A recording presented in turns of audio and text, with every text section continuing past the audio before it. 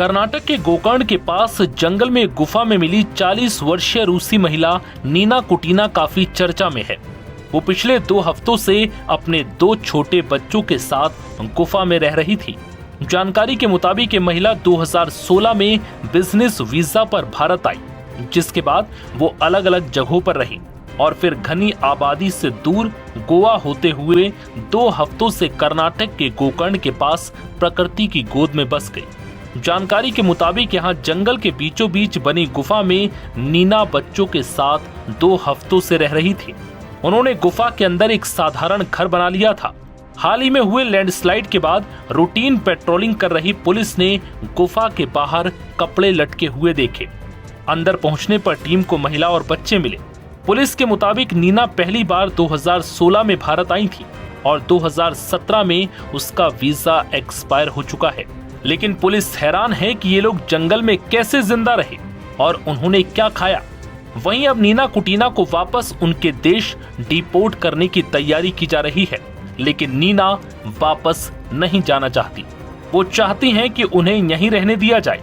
हालांकि इन सब के बीच सवाल उठने लगे कि नीना गुफा में क्या करती थी और बच्चों को क्या खिलाती थी, खर्च के लिए पैसे कहां से लाती थी और भी वो सारी चीजें जो जिंदगी जीने के लिए जरूरी होती हैं, ये सब कैसे करती थी।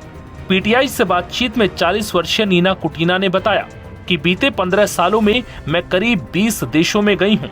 मेरे बच्चे अलग अलग जगहों पर पैदा हुए। मैंने बगैर डॉक्टरों या अस्पताल की मदद से खुद ही उनकी डिलीवरी की, क्योंकि मैं सब जानती थी, किसी ने मेरी मदद नहीं की।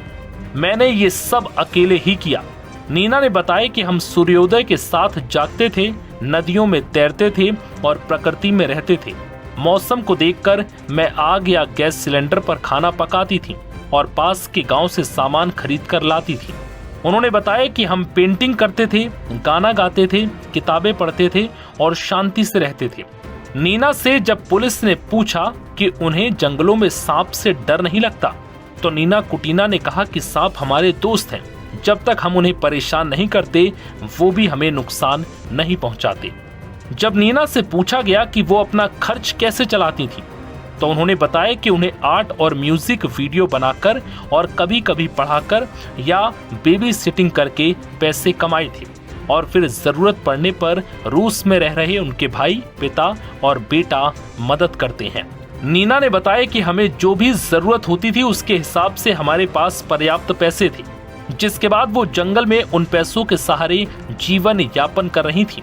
लेकिन अब नीना और उनकी दोनों बेटियों को गोकर्ण से बेंगलुरु लाया गया, जहां FRRO यानी फॉरेनर्स रीजनल रजिस्ट्रेशन ऑफिस में पूछताछ के बाद उन्हें डिपोर्टेशन सेंटर में रखा गया है।